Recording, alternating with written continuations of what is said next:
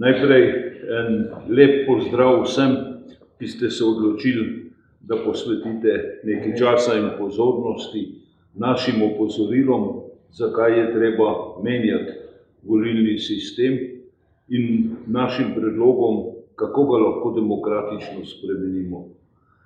Vse več ljudi ve, da naš sistem ni ustrezen. Način, kako se postavlja kandidate. Tu imajo vso besedo v rokah politične stranke. One z tajnim glasovanjem določajo kandidate in kandidatne liste. Glas, ki ga damo volivci, ne vemo, komu bo namenjen. Tistemu, ki smo ga mogoče hoteli voliti ali zaradi deformiranega sistema, nekomu povsem drugemu, ki bo potem izvoljen s temi glasovi. Cela vrsta drugih problemov je. Te probleme nam lahko pokažejo tudi številke in slike in kolega dr. Svetlik se je ukvarjal s tem, pa bi ga kar prosil, če malo ilustrira to problematiko. Ja, hvala lepa. Jaz bi predvsem poudaril povezavo med volilnim sistemom in pa zaupanjem v politiko. Ker dokaz dobrega delovanja političnega sistema, demokracije, je ravno to, da imajo državljani zaupanje v politične institucije, pri tem mislimo na parlament, poslance, vlado in seveda tudi politične stranke.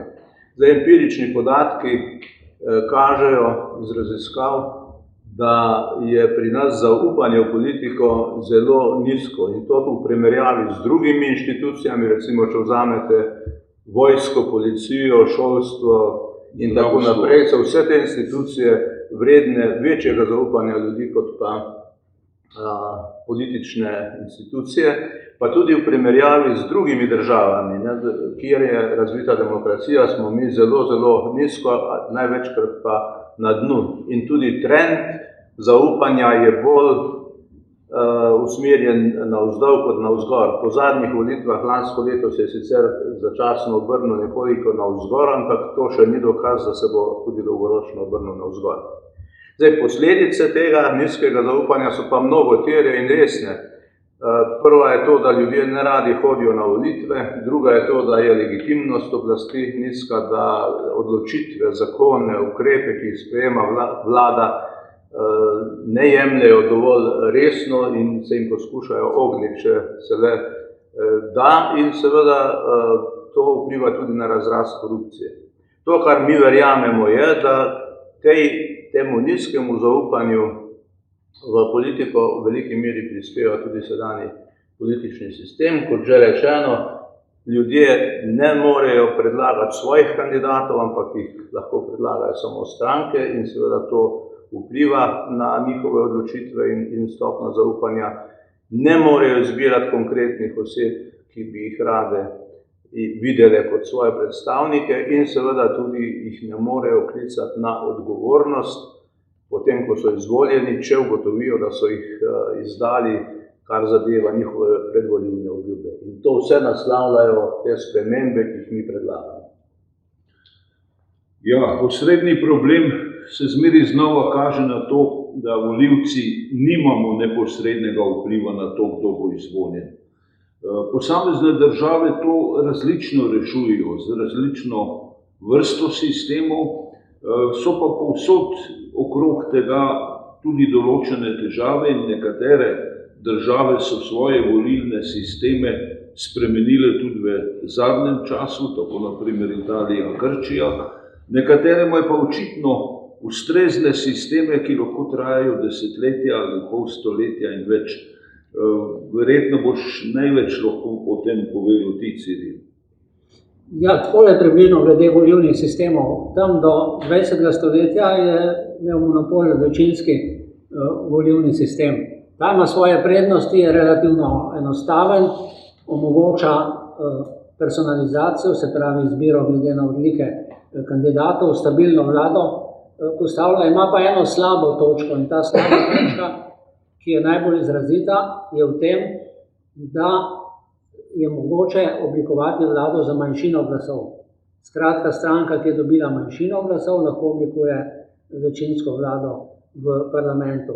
Zaradi tega je v 20. stoletju, zlasti v Evropi, prevladal proporcionalni volilni sistem, katerega bistvena značilnost je, kot ime pove, da so zastopane politične stranke sorazmerno, se pravi sorazmerno z deležem glasov, ki so ga dobile na volitvah. Vendar se je skozi desetletja pokazalo, da tudi ta sistem ni idealen. Čisti proporcionalni volilni sistem zahteva izbiro med strankami, med listami, ne pa med posamezniki. In gotovo imajo volivci prav, da ni sprejemljiv in ni dovolj demokratičen volilni sistem, kjer lahko izbiraš samo med strankami, v nekaterih primerih pa lahko z relativnim prednostnim glasom daš tudi prednost posameznemu kandidatu. Zato v 21. stoletju bi lahko rekli, taka napoved je tisti, ki se s tem posebej ukvarjajo, da bi lahko prevladal v 21. stoletju, da bi lahko prevladal kombiniran sistem kot najbolj perspektivni sistem. Po kakšni logiki? Ja, pač po tej logiki, da države, ki se odločajo za spremembo, najbrž ne bodo šle iz ene skrajnosti v drugo, iz večinskega v proporcionalno skrajnost in nazaj, ampak bodo iskali vmesne rešitve. In ta vmesna rešitev, ki je najbolj produktivna, je kombiniran volilni sistem. Seveda bi ga lahko imenovali tudi drugače. Jaz ga imenujem kombiniran zaradi tega, ker je njegova bistvena značilnost, o tem govorijo tudi avtorji raznih zbornikov, ki so zbrali vse tiste države, ki imajo podoben sistem, ki poskušajo kombinirati prednosti večinskega in proporcionalnega sistema. Slabe strani odpravimo, prednosti pa upoštevamo in ta prednost je na eni strani sorazmerno zastopstvo, na drugi strani personalizacija in zaradi tega mislim, da bi ta sistem res lahko postopoma prevladal do konca 21. stoletja. To je to. Bistvo tega kombiniranega sistema, tako kot ga mi razumemo, je pravzaprav v tem, da bi polovico poslancev volili na sedanji klasičen način, po proporcionalnem načelu, polovico poslancev bi pa volili po okrajih, po načelu, po večinskem načelu, vendar dvokrožnem sistemu. S tem imamo na eni strani korekcijo, da ne pride do kakšnega plazu, na drugi strani se pa začne vzpostavljati stik med volivci, kandidati in kasneje poslanci, to, o čemer je govoril prej Ivan. Je pa seveda tu še cela vrsta odprtih vprašanj. Ne vem, bi Matjaž ti malo še pokomentiral to? Ja, lahko. Torej, zakon, ki ga predlaga Sinteza, izhaja iz dveh kriterijev, dveh vrednot. Ena je zapisana v 80. členu Ustave in sicer govori o tem, da mora imeti volivec odločilni vpliv pri izvolitvi kandidata. Drugi kriterij ali pa vrednota je pa lokalizacija izvoljenega poslanca. Namreč ta zakon, ki ga predlagamo v Sintezi, omogoča in eno in drugo, se pravi uresničevanje ustavnega določila o ključni vlogi poslanca in hkrati njegovo lokalizacijo na terenu. To je velika, v tem se bistveno razlikuje ta sistem od vseh drugih sistemov, tudi tistih, ki so še bolj proporcionalno, še bolj, ki vodijo še večje poosebljanje volitev, kot je recimo sistem enega prenosljivega glasu, ki je 100% poosebljanje, pozna 100% poosebljanje kandidatov, poslancev, s tem, da naš predlog pa se izenači s tem sistemom v tem smislu, ker je polovica je itak tako ali tako že poosebljena z volitvami v volilnem okraju, druga polovica pa je, če bo sprejet seveda ta naš predlog, torej obveznem absolutnem preferenčnem glasu, je pa to pravzaprav ravno to takšno poosebljanje, kot je poosebljanje v neposrednem glasovanju, torej v volilnem okraju. Se pravi, imamo tudi tu primer 100% poosebljenosti volitev. In s tem največjo možno uresničitev ustavnega določila, torej 80. člena v ustavi, ki zahteva pač to vlogo volivca pri izvolitvi poslancev. Tako da to se mi zdi, da je pomembno pa treba dodati, ker se naš predlog naslanja konceptualno na nemškega, v tem smislu, da predvideva dvotirno glasovanje, 2 glasova, je pa izboljšava vizavi nemškemu v tem smislu, da v neposrednem glasovanju, torej glasovanju v volilnem okraju, naš predlog stvari še dodatno, kako bi rekel, rafinira v tem smislu, da ni izvoljen poslanec z relativno večino, ampak je za njegovo izvolitev potrebna absolutna večina, s čimer kar pripomore k temu, da se stvari še bolj premislijo in preudarijo, predno prije do izbora poslanca. In druga inovacija vizavi nemškega sistema, naša, je pa ta uvedba absolutnega prednostnega glasu, kajti nemški sistem pozna samo zaprto listo. Ta proporcionalni del v Nemčiji teče preko zaprtih list. Mi pa predlagamo torej obvezno absolutni prednostni glas. Tako da v tem smislu mislim, da je izboljšava nemškega sistema in prispeva k večji kvaliteti samega volilnega sistema. Ja, ravno nemški sistem je bil za nas zanimiv zato, ker to je eden od najstarejših sistemov, ki na nek način z manjšimi korekturami desetletja in desetletja zgleda, da ustrezajo potrebam in željam. Mi smo imeli v zadnjem obdobju enega največjih problemov v tem, da je naš sistem že kandidate koncentriral v večja središča, izvolitve pa sploh, kar pomeni, da so nam cela področja, cele regije, so nam ostale pravzaprav nepokrite z predstavniki v parlamentu. Kdo bi rekel, se to ni tako pomembno, se je vsak poslanec celotnega prostora, to se pravi ljudstva v celoti, vendar seveda stvari niso tako enostavne. Ko pride do razprav o investicijah, pa če gledate razprave poslancev, boste videli, da seveda podpirajo predvsem investicije v svojem delu, tam, od kjer prihajajo, in da so področja, od kjer ni bilo poslancev, so investicijsko in razvojno prizadeta. Zato je ta predlog, o katerem govorimo, ki omogoča, da vsak volilni okraj od 40, ko jih predlagamo, izvoli svojega poslanca, je seveda zagotovitev te pokritosti, zagotovitev enakopravnosti in, če hočete, tudi nekega modela razvoja, ki ga pri nas nažalost opuščamo. To je bil nekdaj policentričen razvoj, ki je dajal izjemno dobre rezultate. Seveda pa ni edini problem sam sistem kandidiranja, pa sistem volitev.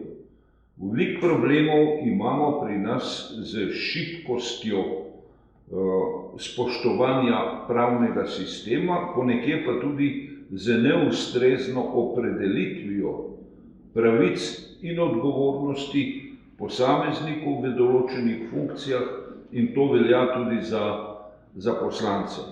Ko smo gledali to področje, smo ugotovili, da tu se da odkriti marsikaj in da bo potrebno precej postoriti.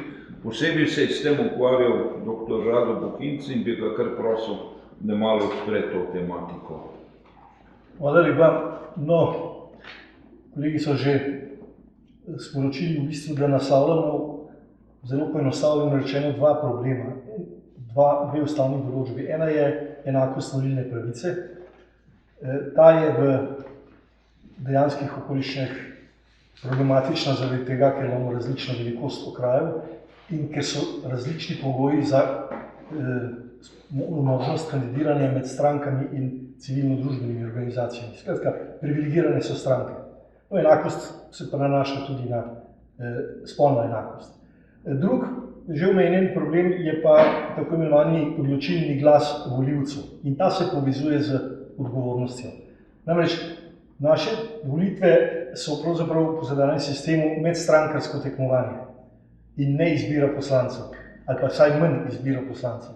Izvoljen tisti kandidat, ki dobi največ glasov na strankarski listi. Odločilno vpliv na volitve, na izid imajo torej stranke, tudi s tem, da razporejajo poslance ali pa kandidate v manj ali bolj izvoljive okraje. No, ampak zakaj to govorim v zvezi z odgovornostjo? Zaradi tega, ker se poslanci, tako kot so izvoljeni, čutijo pravzaprav odgovorni strankam in ne volivcem. Poslanci so de facto predstavniki strank in ne ljudstva. Delujejo pravzaprav striktno po navodilih strank. Če pogledamo, kako potekajo glasovanja v državnem zboru, je strankarska disciplina skoraj takšna, da bi lahko rekli, da imajo vezan mandat. V bistvu poslanci ne odgovarjajo ljudstvu. No, ampak kaj je potrebno storiti?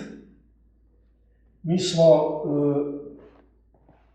predlagali nekaj zadev za zaostritev odgovornosti. To so predvsem vprašanja, ki so vezana na položaj poslancev. To niti ne ureja volilni sistem, ampak zakon o poslancih, ki mora pravzaprav biti spremenjen, dopolnjen v tej meri, da volivci dobijo mehanizme za uveljavljanje odgovornosti. Oziroma, da se ti mehanizmi, ki že obstajajo, razvijajo in dejansko opolnomočijo poslance.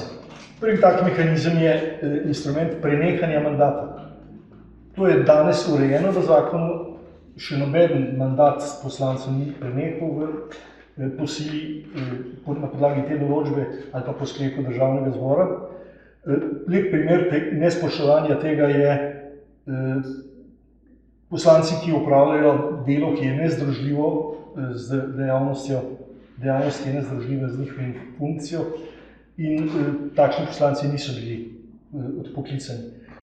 Stvar so pa recimo pravnomočna obsojenost poslancev na kazniva dejanja ali pa na plačilo velikih odškodnin, tudi na plačilo odškodnin za nepremoženjsko škodo, tudi izrečeni varnostni ukrepi. To so argumenti za prenehanje, ki zdaj že veljajo, pa niso bili upoštevani in jih mi dopolnjujemo, razvijamo, zaostrujemo. Mi pa dodajamo tudi nove razloge, recimo, če poslanec postane davčni neplačnik ali pa če gre za osebni stečaj, skratka, če se izkažejo kršitve predpisov. Drugi instrument uveljavljanja odgovornosti se nanaša na imuniteto poslanca. Mi predlagamo kot novost obvezni odvzem imunitete, pomeni tu ni presoje državnega zbora, kot je danes uveljavljeno in največkrat državni zbor imuniteto podeli, ampak je obvezno v dveh primerih. Kadar je pravnomočna obtožnica poslanca za težje kaznivo dejanje in v tej zvezi, ko pride do takšne situacije, mi predlagamo obvezen suspens mandata poslanca do pravnomočnosti sodne odločbe. To pomeni, da poslancu ne preneha mandat, ampak mandata ne more izvrševati, dokler se ne ugotovi, ali je kriv ali ni kriv za tisto, kar je pravnomočno obtožen. No, še en mehanizem v tej zvezi uveljavljamo na novo, to pa je odpoklic poslanca. Ne drži namreč, da so poslanci, da to ni uveljavljeno v primerjalni zakonodaji, kar nekaj držav je tudi članice Evropske unije, pa tudi ZDA v nekaterih zveznih državah imajo odpoklic poslanca. Pri nas se zdi, da je to skoraj nemogoče in neskladno z avtonomnostjo položaja poslanca po ustavi, ampak vendarle mi smo predlagali to in to v nekaterih zelo, kako bi rekel, specialnih primerih. Naprimer, če nastopijo razlogi za prenehanje mandata, pa državni zbor ne spoštuje zakona in ne izreče prenehanje mandata poslancu, ki izvaja nezdružljivo dejavnost ali pa ki je pravnomočno obsojen na kaznivo dejanje, potem se lahko sproži postopek za odpoklic, ki je nekako analogen volilnemu postopku, s tem, da se pač določi minimalni odstotek volivcev, ki lahko dajo pobudo. Tudi v primeru, da državni zbor ne bi izglasoval odvzema imunitete ali pa suspenza mandata, predlagamo, da je tudi to ena od podlag za možen odpoklic. In seveda dodajamo pa še tretjo, ki je najbolj problematična v razpravi, to pa je, če najbolj splošno poslanec izgubi zaupanje, če je načeta njegova integriteta, naprimer zaradi laži, ki jih je izrekel po svojih referencah v predvolilnem boju ali kaj podobnega. Skratka, to so vse predlogi za več preglednosti, več odgovornosti in za to, da parlamentarni sistem deluje na način, kot je zastavljen, to pa pomeni, da poslanci odgovarjajo ljudstvu in ne strankam. Ja, te novosti so izjemno pomembne. Če jih bomo uspeli vpeljati, bo to pomenilo višjo stopnjo pravnega reda, pravne varnosti, višjo stopnjo odgovornosti. Govorim seveda o vsem, o čemer je govoril kolega Rado, to se pravi o tem, da lahko se mandat zamrzne, da se mu odvzame imuniteta poslancu, da se naredi odpoklic. In seveda na koncu tega je vprašanje odpoklica celotnega državnega zbora. Mi imamo situacije, tudi v tem mandatu, ko državni zbor ne spoštuje odločitev ustavnega sodišča. Ustavno sodišče reče, ta zakon morate korigirati v teh in teh in teh členih v naslednjih 6 mesecih, 1 letu in tako dalje. Gospodje v državnem zboru so zamahnili z roko in pustili stvari take, kot so, ali pa naredijo stvari samo navidezno. Naprimer, ena korektura, ki so jo speljali, ko so dobili nalogo, da naj naredijo volilne okraje primerljive med sabo, so naredili samo neke vrste kozmetične popravke, kar pomeni, da so še danes po teh popravkih razlike med majhnimi in velikimi volilnimi okraji, pravzaprav 1:2,7, skoraj 1:3, kar pomeni, da so največji skoraj 3-krat večji od najmanjših, kar seveda ima potem vpliv na volitve, kar ima vpliv na izvolitev potem. Je pa še ena zadeva tu zelo zanimiva. Namreč to, kar je kolega Rado omenil, ta tako imenovana partijska disciplina. Danes se velikokrat govori, kako smo imeli v prejšnjem sistemu, kako je bila pravzaprav partija vsemogočna.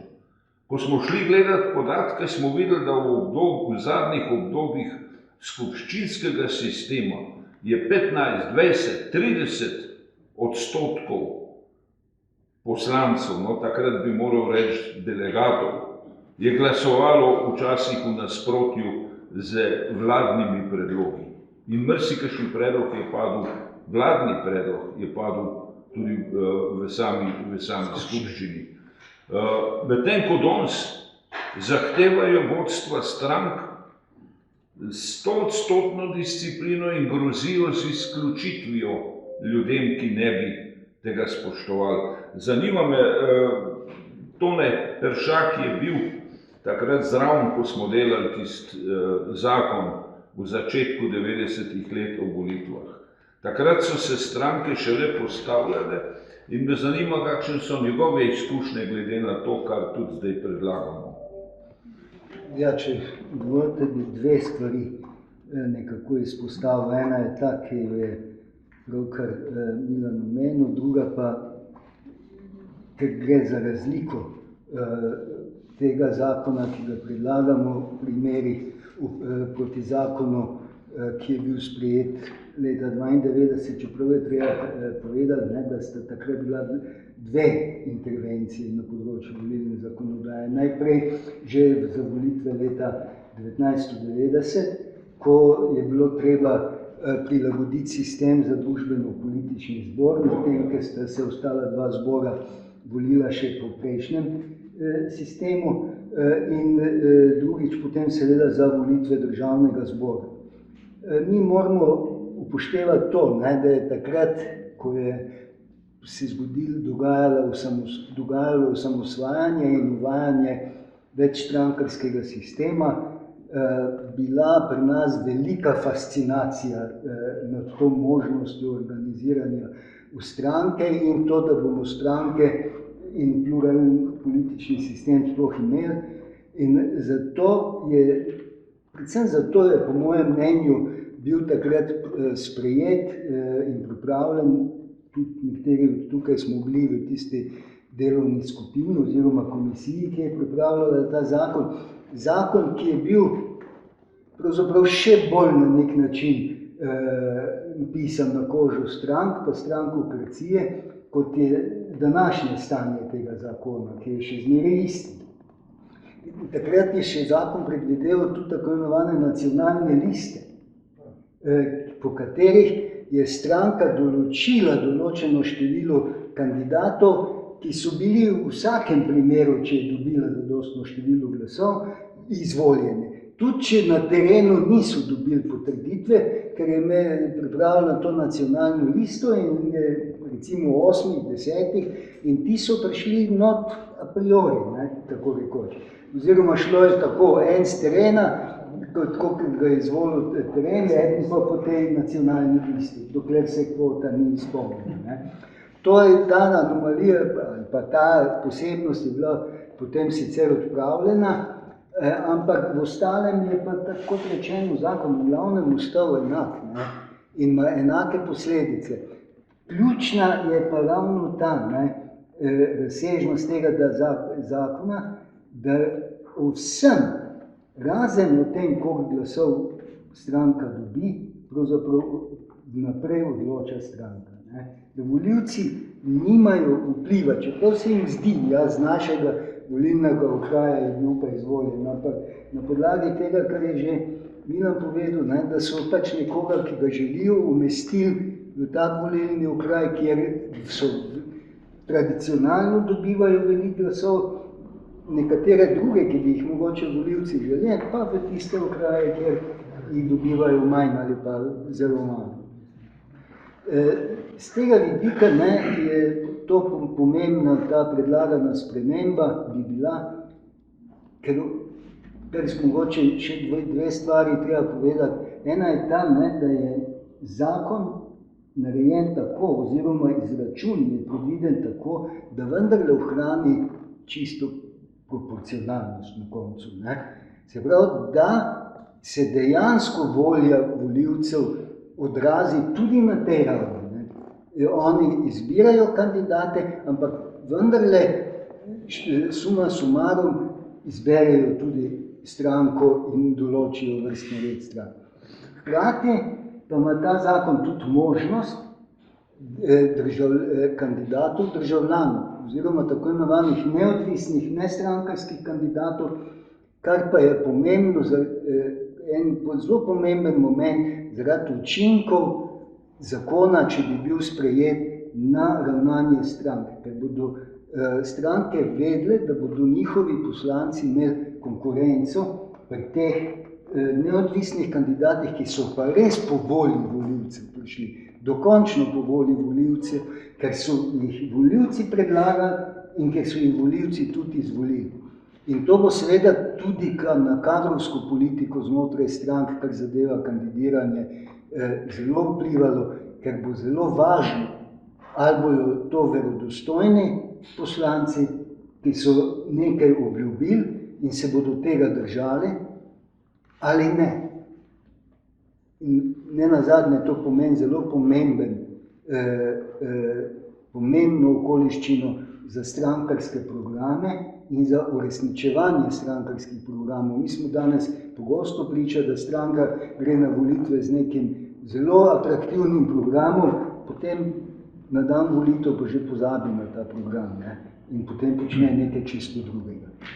Mi pravzaprav govorimo o dveh glasovih, da naj bi vsak volivec imel dva glasova. Prvega lahko pogojno imenujemo, da je glas za izvolitev stranke, čeprav obenem predlagamo, da vsak dobi pravico in dolžnost, da na kandidatni listi izbere enega človeka.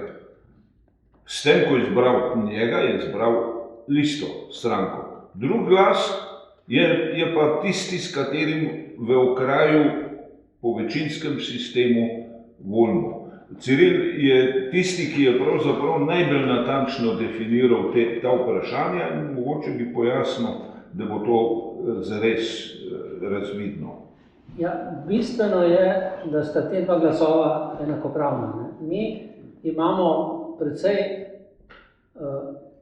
ljudi, ki nam pravijo, ja, se mi bi bili za vaš ta sistem, samo dajte opustiti tisti večinski del, kjer se posamezniki volijo, ali pa obratno. Mi bi bili za vaš sistem, sam opustite to proporcionalnost, ne se ne nanaša na celoto. Zdaj, v kombiniranem sistemu, zato je kombiniran, ker sta te dva glasova enakopravna in spravimo, oba sta najpomembnejša.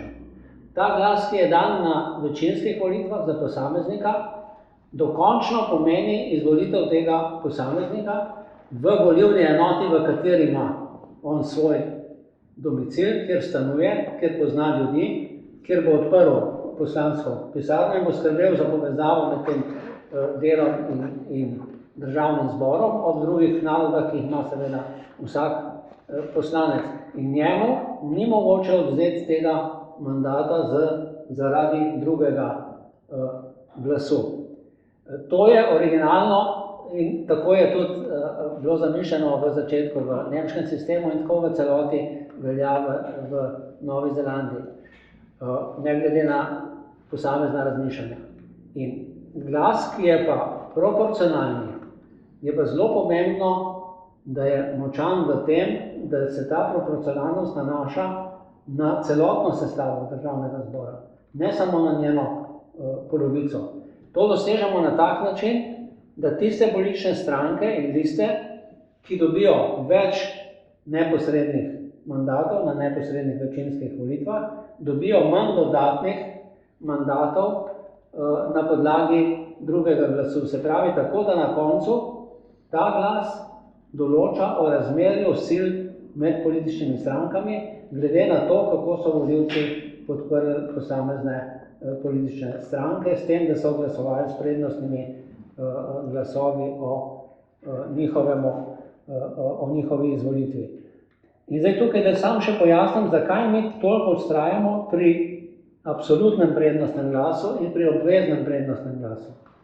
Absolutni prednostni glas pomeni, da je ta glas odločilen za izvolitev posameznika. Tisti, ki ima več glasov, je pač izvoljen, ne da bi določili neko spodnjo mejo, koliko glasov mora biti oddanih, da se prednostni glasovi sploh upoštevajo, kar velja za relativni prednostni glas. Še bolj pomembno pa je verjetno, da imamo obvezni prednostni glas. To pomeni, da volitve ne potekajo tako, kot danes recimo potekajo v večjih mestnih občinah, kjer imajo na stotine kandidatov, kjer je stvar zelo nepregledna in moraš glasovati najprej za stranko, potem imaš pa možnost, da glasuješ, da daš prednostni glas kakšnemu posamezniku. Ta obvezni prednostni glas pomeni, da glasujemo za stranko na ta način, da damo glas kandidatu, ki mislimo, da je najboljši. Na ta način damo podporo stranki. Ne podpiramo jo nasploh, ampak podpiramo jo tako, da damo prednostni glas posamezniku. In stranke pravijo, ja, sej to ni pomembno, mi smo za relativni in neobvezni prednostni glas. To pa utemeljujejo z evropskimi volitvami, kjer je ta relativni prednostni glas pravzaprav postal absolutni, ker je tam malo kandidatov in ljudje so se naučili glasovati s pomočjo prednostnega glasu, ker so večkrat dosegli, da so v posameznih primerih celo predsedniki strank izpadali in niso bili izvoljeni za evropske poslance. Vendar je to mogoče, tudi preglednost je večja in to, kar sem omenil, je mogoče zaradi tega, ker je tam seveda majhno število kandidatov, ker ima pač Slovenija kot majhna država malo poslancev in zaradi tega ta sistem tam enostavnejši. Ne more pa biti to merilo za to, kako bo to izgledalo, ko bomo volili 10-krat večji državni zbor. Ja. Želel sem se navezati na Cirilovo razpravo o absolutnem in obveznem preferenčnem glasu, ampak v tem kontekstu. Stranke naših predlogov ne podpirajo in jih tudi ne želijo spraviti v proceduro in zastavlja se vprašanje, zakaj. Zaradi tega, ker stranke dvakrat izgubljajo svojo politično moč znotraj volilnega sistema. Prvič izgubljajo prav s tem, ker je Ciril pravkar razložil z absolutnim prednostnim glasom, ker volilec pravzaprav v okviru tako imenovane personifikacije volilec izbere. Seštevek volilčevih glasov je izbor. Drugič pa seveda tudi s polovico izbora poslancev na neposrednih volitvah, predstavljali smo kot na primer županske volitve. Tu ni strankarskih list in so imena in v tistih imenih se odloča. Vendar je to korektiv in ne zamenjava sistema. Zakaj? Jaz uporabljam malo drugačen izraz.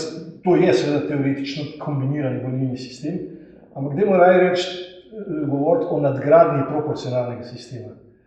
Že zaradi tega, ker naša ustava terja proporcionalni sistem. In dejansko je to nadgradnja proporcionalnega sistema z večjo personifikacijo. Pomeni, jemljemo glas partitokraciji, zmanjšujemo strankarsko obvladovanje kandidacijske scene in zaradi tega seveda dati volku, da čuva ovce, se nikoli ne izide. In jaz se bojim, da če ne bomo angažirali ljudstvo, da se bo izreklo glede tega, ali podpirajo take ideje, ki vračajo volilni sistem ljudstvu, ali jih ne podpirajo, bomo težko po regularni poti preštevanja politične moči v parlamentu karkoli dosegli. Še ena točka je, ker mi predlagamo precejšno korekcijo sedanjega sistema. Prej je kolega Rado že rekel, kako stranke tudi lahko zlorabljajo to, kje bo kdo kandidiral. To se pravi, mi v sedanjem sistemu nimamo principa domicila. In ravno zato se nam dogaja, da je ta povezava med ljudstvom pa poslancem lahko popolnoma prazna, to, o čemer je prej govoril kolega Ivan, zato, ker se velikokrat zgodi, da stranke zračunajo, kateri okraji so tako rekoč njihovi, kjer imajo župana, kjer so imeli velike investicije, ki so jih podprli, in kjer imajo izvoljiva kandidatna mesta. To se pravi, da bo njihov kandidat v vsakem primeru izvoljen, ne glede na to, kdo je, in taka mesta zasede pravzaprav nomenklatura političnih strank. To, kar mi predlagamo, je domicil. Tam, kjer se voli neposredno po večinskem, lahko kandidira in ga kandidirajo samo ljudje iz tega volilnega okraja. To je princip domicila. Tako da tudi tu, ko si omenil dve točki, kjer omejujemo, to se mi zdi, da stranke zelo boli. Strah jih je, da se bodo nenadoma vodilni kandidati znašli v istem volilnem okraju in to v tem primeru, kadar so vodstva strank iz urbanih središč ali celo iz istih volilnih okrajev. Matjaž, nekaj si hotel prej, se mi je samo zdelo. Ne, jaz sem hotel samo to reči, da je lokalno predstavništvo, to je oblika deskriptivnega predstavništva, za razliko recimo od vsebinskega predstavništva, substancialnega predstavništva. To pomeni, da je se zveza med volivcem in poslancem, kandidatom vzpostavila preko nekih značilnosti, ki jih oba dva delita. Recimo, to je krajevna sovpadanje, krajevno sovpadanje poslancev, to je deskriptivna predstava. Substancialna, vsebinska je pa tista, kjer se po vsebinski plati ujemajo, ampak pomembnejša je v tem primeru ta deskriptivna.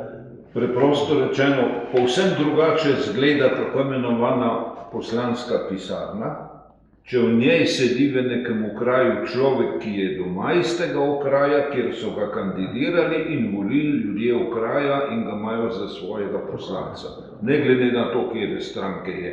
Kot pa, če ima to poslansko pisarno v Gornji Radgoni, nek človek iz vrha stranke, ki je doma iz Postojne, ampak zdaj ima, izvoljen je bil v Gornji Radgoni in zdaj ima tam poslansko pisarno.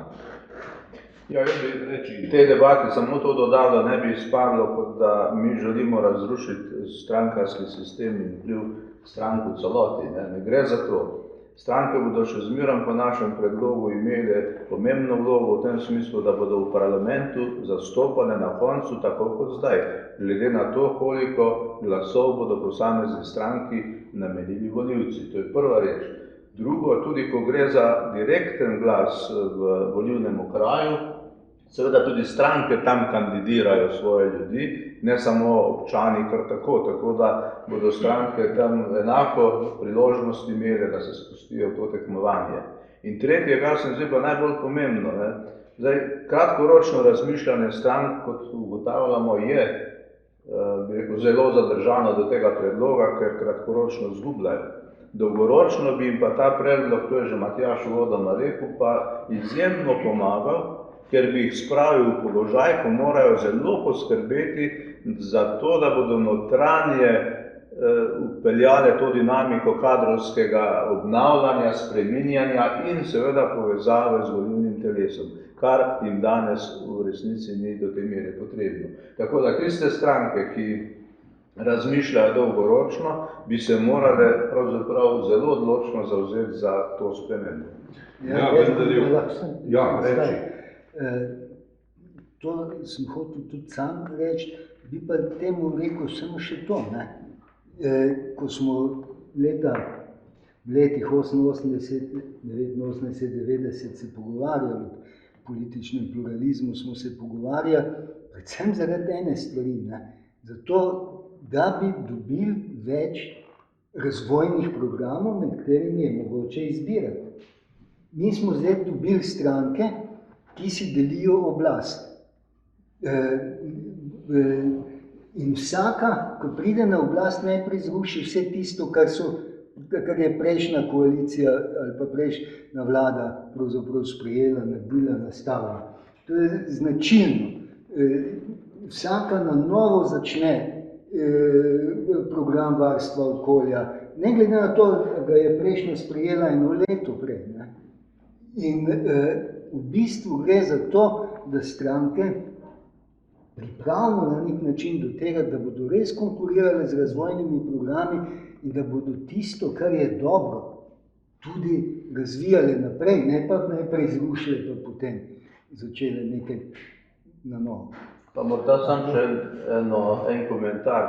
Najbrž vsi, ki spremljamo to sceno, smo opazili, da se je vzpostavil v zadnjih 10-15 letih nek poseben vzorec, ko se pojavljajo na sceni tako zvani novi odrešilni obrazi in odrešilne stranke, ki pa seveda tako hitro, kot se pojavijo, skoraj da tudi ugasnejo. In predlog, ki ga pa mi ponujamo, je pa to, da bi se vzpostavila tesnejša zveza med volivci in poslanci. S tem bi volivci na nek način se čutili odgovorne tudi podpirati ljudi, ki so jih direktno predlagali, in poslanci tudi njim bolj odgovorne, in bi se ta fluktuacija, da tako rečem, volilnega telesa zmerom na neke nove odrešilne obraze, kot jim rečemo, pa nove odrešilne stranke, verjetno zmanjšala, kar bi bolj stabiliziralo ta politični sistem.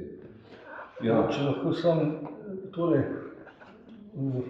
opazim Iz te naše razprave ste težko razumeli, da se mi zavzemamo za rušenje večstrankarskega sistema. Ne? Tako da to je bilo zelo ekstremno postavljeno. Ne? Ja, ampak je prav, da se reče, vsekakor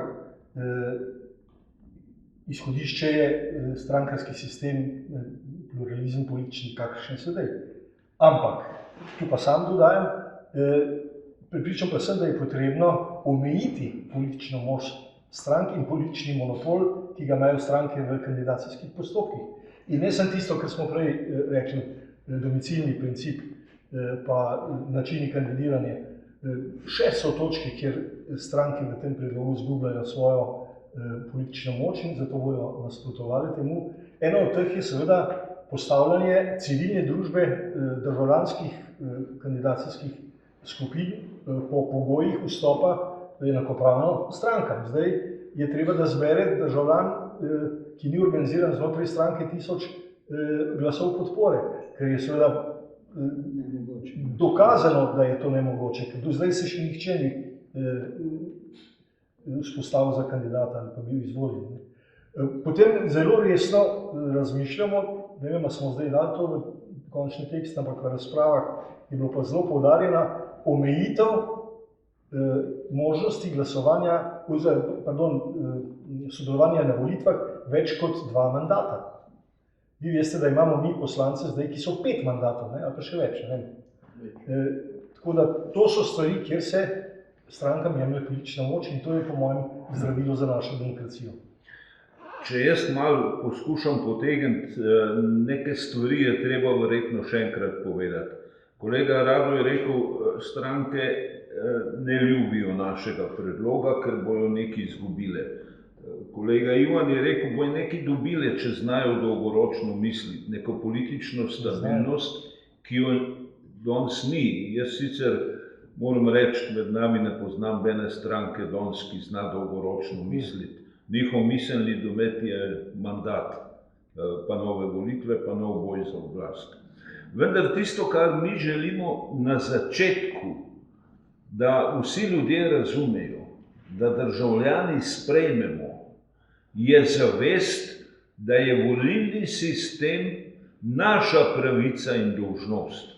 Pravica in dolžnost državljanov, da imajo državljani pravico določiti, kakšen sistem volitev hočemo in da ima vlada dolžnost, da to organizira na ta način, da na referendumu ponudi državljanom različne opcije in potem spoštuje tisto, ki bo zmagala. To hočemo doseči. To je prva točka. Zato v bistvu mi ne rušimo, poskušamo graditi. Sedanja referendumska zakonodaja bo tako ali tako zahtevala spremembe, pa verjetno tudi vključno z ustavo bo Ciril verjetno kaj rekel. Druga stvar, ki se mi zdi, da jo imamo pravico zahtevati, je ta absolutni in obvezni prednostni glas. Vsi pravijo, pa saj je relativno dober, se pogledajte, se funkcionira, ko gre za evropske poslance. Te volitve so popolnoma drugačne. Za župane velja sistem večinskega glasu. Pri volitvah evropskih poslancev je republika volilna enota, država. Tu, seveda, ko govorimo o volitvah v državni zbor, je volilna enota. In sedanji zakon pozna 8 volilnih enot, lahko jih je različno število, glede na neke omejitve se mogoče mora biti neki mnogokratnik, ampak pustimo to. Tretja zadeva, ki jo mi predlagamo, to so te volitve neposredno. In mislim, da je slovenska družba vendarle dozorela, da lahko kulturno organizira, da se polovico poslancev voli neposredno. To bo spremenilo strukturo državnega zbora, to bo spremenilo razmerja med strankami, pojav neodvisnih poslancev bo zahteval, da se v parlamentu mnogo več usklajuje, ne pa, da imamo ta poenostavljen sistem, ki velja danes. Vsi predlogi opozicije se zavržejo, vsi predlogi strank vladne koalicije, ko so enkrat tam usklajeni, se sprejmejo. To pomeni, da parlament ne sprejema odločitev, ampak so odločitve sprejete de facto v koaliciji vladnih strank. Parlament je pa tisto, kar je včasih njegovo ime pomenil. Institucija, ki parlare. To se pravi, ki govori in so predstave za ljudstvo, bistvene stvari so danes sprejete drugje. Naš predlog nasprotno pelje stvari tako, da bi se parlamentu vrnila vloga odločanja, s tem pa tudi njegova dostojnost in njegova odgovornost. In še, če dam, bi rekel, še eno točko, parlament je tisti, ki ga izvoli ljudstvo. Mi mislimo, da ga ima ljudstvo tudi pravico odpoklicati, kadar se ta parlament ne drži lastnih zakonov in v našem sistemu odločitev Ustavnega sodišča. O tem doslej ni bilo govora, vendar že to, da ta možnost obstoji, mislim, da bi bistveno povečala odgovornost poslancev. Poslanci so danes ostro proti temu, pravijo, to bomo mi že rešili v našem kodeksu. De facto je tisti kodeks skoraj, lahko rečemo, nikakršen, predvsem se pa tudi ta ne spoštuje. Zato menimo, da je treba nekatere stvari, to, kar je, o čemer je prej kolega Rado govoril, pripeljati v zakon, ne jih prepuščati potem nižjim pravnim uredbam. Ciril, jaz bi kratko omenil to, da ne govorimo na pamet. Ne? Včasih se sliši tako, kdo pa ste vi, da predlagate in da zahtevate, pa, da se hočete pogajati, pa da hočete imeti prav nasproti političnim strankam, pa zahtevate referendum, pa tako naprej. Zaradi tega smo se obrnili na Nina Medijo, ki nam je naredila to uslugo in nam je pripravila rezultate spletnega glasovanja, kjer smo poskušali ugotoviti dve stvari. Prvo, a so tisti, ki so na anketo odgovarjali za to, da se demokratizira naš volilni sistem. In drugo vprašanje, ali mislijo, da zadošča uvedba prednostnega glasu, relativnega prednostnega glasu za demokratizacijo našega sistema. Na prvo vprašanje je 2/3 vprašanih odgovorilo pritrdilno. Smo za demokratizacijo volilnega sistema, za resno reformo volilnega sistema. Glede drugega vprašanja je pa približno 7% več bilo tistih, ki so menili, da ne zadošča prednostni glas, ampak je treba sprejeti pravzaprav tisto, kar smo mi danes imenovali kombinirani volilni sistem. Tako da politične stranke že iztakšajo, ki seveda to ni referendum, ne? To je anketa 700 vprašanih, ki so se do tega lahko opredelili, ampak vendarle kaže neko razpoloženje in terja od političnih strank, da morajo ponovno premisliti, če ne želijo se izpostaviti očitku, da nasprotujejo demokratizaciji sistema. Ja, mislim, da smo nekako opozorili na bistvene napake sistema, kje bo treba iskati boljše rešitve. Predlagamo in ponujamo nekaj teh rešitev. Ne mislimo, da so to edine možne rešitve, mislimo pa, da je treba o teh in drugih rešitvah odpreti resno strokovno razpravo. Vodilni ljudje sedanje politične strukture so nam obljubili, da bodo poskrbeli, da bodo take razprave prišlo že v prvem letu nove vlade. Kot vidite, obljuba ni izpolnjena, poskušali jih bomo vendarle prepričati, da jo izpolnijo v drugem letu in mislimo, da je skrajen čas, če hočemo kaj spremeniti, ker zadnje leto pred volitvami se volilni sistemi ne menjajo. Mislimo, da je skrajen čas, da je da je referendum o novem volilnem sistemu konec leta ali začetku naslednjega in takoj zatem, da se pripravi predlog novega volilnega sistema na osnovi rezultatov referenduma. Če bo politika ponovno zatajila, če bo ponovno prevladal strah politikov pred soočenjem z volivci, potem samo pomeni, da imamo skrajno nedemokratično politično strukturo v slovenskem prostoru. Kolegi, jaz se vam zahvaljujem, želi kdo kaj dodati? Mislim, da so to nekako bistvene točke. Ma kdo kakšno vprašanje? Ja, jaz imam vprašanje željenega zadevnika za gospoda Bohinca. Omenjali ste omejitev mandatov. Omenjali ste omejitev mandatov. Zdaj pri županih se podobna ideja večkrat pojavi, pa govorijo tudi o tem problemi tega, da nimamo, se pravi, ljudi, ki bi sploh kandidirali, da imamo veliko pomanjkanje v Sloveniji.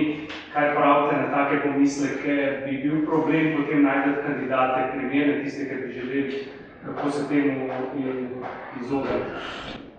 Jaz mislim, da ta argument, da nimamo ljudi, ne drži. Da ni nobenih argumentov za tako trditev. Poglejte, v Sloveniji se vsaka 4 leta najde garnitura ljudi za popolnoma nove oblastne strukture. Zdaj, mislim, da se z večjim kadrovskim zajemanjem iz vrst civilne družbe lahko bistveno okrepi kakovost parlamenta, katerega izobrazna struktura, to je pa znano, v zadnjih 10 letih pada. Ne? Ja, hvala. Še kakšno vprašanje? Ja. Jaz se popolnoma strinjam s temi vašimi izhodišči, tu sem jih proti monografiji povzel. So seveda še določena vprašanja, normalno, ki se pojavljajo. Bi se kar navezal na vaše vprašanje. Meni se zdi 2-kratni mandat čisto v redu, imam pa nekaj dilem v zvezi z trajanjem mandata. Jaz mislim, da je velika razlika med predstavniško funkcijo, kar je poslanska, in med eksekutivno oziroma izvršilno funkcijo, kot je recimo ministra ali pa župana.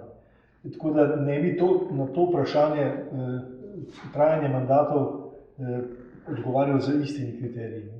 Zame je pomembno, da je to vprašanje relevantno pri poslancih, predvsem. Bolj sem mislil na poslance, manj na župane. Ker pa zadeva županov, pa sprejemam te argumente, ki ste jih povedali. Na vse zadnje razvojni projekti tečejo daljše od oči, uspešni in tako naprej. To je druga tema, ampak pri poslancih pa res vidim veliko slabosti v tem, da se ljudje za 25 let usedejo v parlament. Smo v glavnem. Še kakšno vprašanje? Še enkrat hvala lepa vsem za predstavitve, za vprašanje, za odgovore.